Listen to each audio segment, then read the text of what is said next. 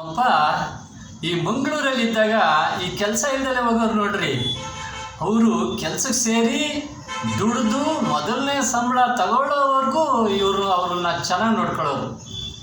ಅದಕ್ಕೆ ಒಂದು ಚೂರು ವ್ಯತ್ಯಾಸ ಆಗ್ತಾ ಇರಲಿಲ್ಲ.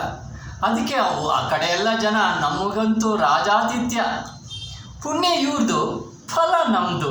ಎಲ್ಲಿ ತಣ್ಣೀರ್ಬಾವಿ, ಸುರತ್ಕಲ್ಲು, ಭಟ್ಕಳ, ಮುಲ್ಕಿ, ಕೂಳೂರು, ಆ ಸಮುದ್ರ, ಸುರತ್ಕಲ್ ಕಾಲೇಜಲ್ಲೆಲ್ಲ ಓಡಾಡ್ಬಿಟ್ಟಿದ್ದೀವಿ. ಎಂಥ ರಾಜಾತಿಥ್ಯ! ಯಾಕೆಂದರೆ ಉಪಕಾರ ಮಾಡಿದ್ರು ಇವರು, ಅದ್ರ ಫಲ ನಾವು ಅನ್ಭವಿಸ್ಕೊಂಡು. ಹೀಗೆ ರೀ, ಒಬ್ಬರಿಗೂ ಅನ್ಯಾಯ ಮಾಡಿದವರಲ್ಲ, ಆದಷ್ಟು ಉಪಕಾರ ಮಾಡಿದವರು. ನಿಜವಾದ ಬದುಕು ಅದೇನೇ. ಯಾರಿಗೂ ಅನ್ಯಾಯ ಮಾಡ್ದಲೇ ಹೋಗೋದೇ ನಿಜವಾದ ಧರ್ಮ. ಅಂತ ಧರ್ಮಿಷ್ಠನ ಮಗ ನಾನು. ಎಂಥ ಸೊಗಸು ಅಪ್ಪನ ಮನಸ್ಸು, ಎಂಥ ಸೊಗಸು ಅಪ್ಪನ ಪ್ರೀತಿಯ ಮನಸ್ಸು. ಎಲ್ಲ ಕಾಲವೂ ಅಪ್ಪನ ಜೊತೆ ಇದ್ರೆ ಜೀವನ ಎಂಥ ಸೊಗಸು, ಎಂಥ ಸೊಗಸು ಅಪ್ಪನ ಮನಸ್ಸು. ಹೀಗೆ ರೀ, ನಾನು ಸಾಧ್ಯ ಆದಷ್ಟು ಮನೆ ಕಟ್ಟಿದ್ದೆ, ಜಮೀನು ತೆಗೆದಿದ್ದೆ. ಆದರೆ ಇವರು ಭಾಳ ದೋಣಿನ ಸ್ವಲ್ಪ ದೂರ ತಳ್ಳಿವೆ.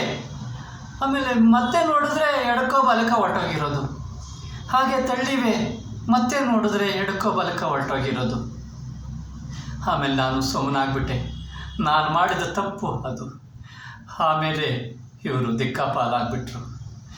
ನಾನು ನೋಡ್ರಿ,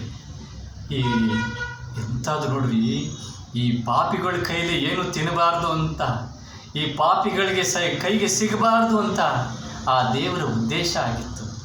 ನೋಡಿ, ಏನೂ ಇಲ್ದವರಾದರೆ, ಏನೂ ಇಲ್ದಲೇ ಆದರು ಅಂತಾರೆ. ಅದೇ ಜ್ಞಾನಿಗಳು ಈ ಥರ ಆದರೆ ವೈರಾಗ್ಯ ಅಂತಾರೆ.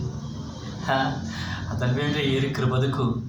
ಈ ಬುದ್ಧನ ನೋಡ್ರಿ, ಎಂಥ ರಾಜ, ಎಂಥ ವಿವೇಕ, ಅಂಥವ್ರನ್ನೇ ಭಾರತದಿಂದ ಓಡಿಸ್ಬಿಟ್ರು. ಹಾಗೇ ರೀ ಬದುಕು. ಹೀಗೇಂತ ಯಾರು ಹೇಳೋಕ್ಕಾಗೋದಿಲ್ಲ.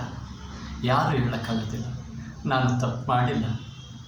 ಆ ಪುರಂದರದಾಸರು ಹೇಳಿದ ಹಾಗೆ, ಅಪರಾಧಿ ನಾನಲ್ಲ, ಅಪರಾಧ ಎನಗಿಲ್ಲ.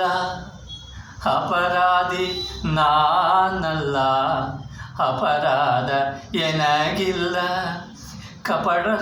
ಕಪಟ ಸೂತ್ರಧಾರಿ ನೀನೇನೆ. ಅಪರಾಧಿ ನಾನಲ್ಲ, ಅಪರಾಧ ಎನಗಿಲ್ಲ.